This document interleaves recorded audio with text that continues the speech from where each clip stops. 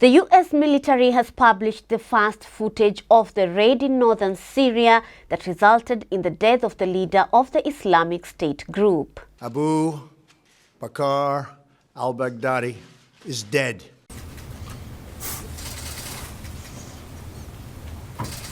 A grainy video showed troops firing at militants on the ground as they flew towards the compound where Abu Bakr al-Baghdadi was hiding before they moved in on the ground.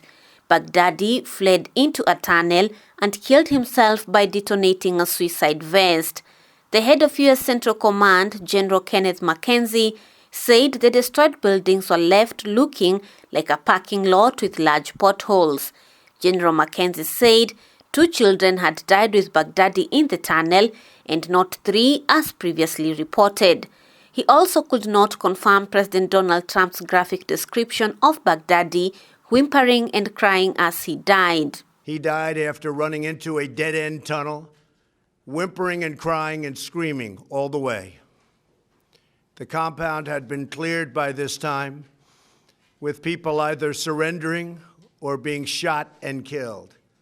11 young children were moved out of the house and are uninjured. The only ones remaining were Baghdadi in the tunnel, and he had dragged 3 of his young children with him. They were led to certain death. He reached the end of the tunnel as our dogs chased him down. He ignited his vest, killing himself and the 3 children. His body was mutilated by the blast. The tunnel had caved in on it in addition. But test results gave certain, immediate, and totally positive identification. It was him.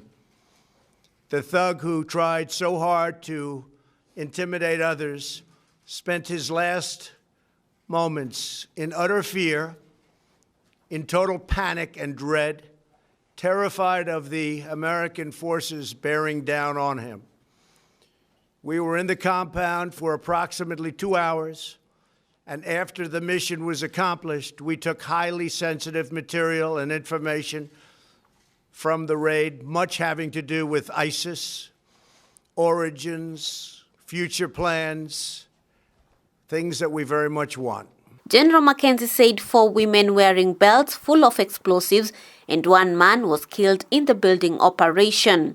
He also said an unknown number of fighters have been killed after being shot down by United States helicopters. General McKenzie confirmed that the ISIS leader had been identified through his DNA, adding that samples had been on file since Baghdadi's detention in an Iraqi prison in 2004. He said Baghdadi's remains were flown back to a staging base for identification and were then buried at sea within 24 hours of his death in accordance with the laws of armed conflict.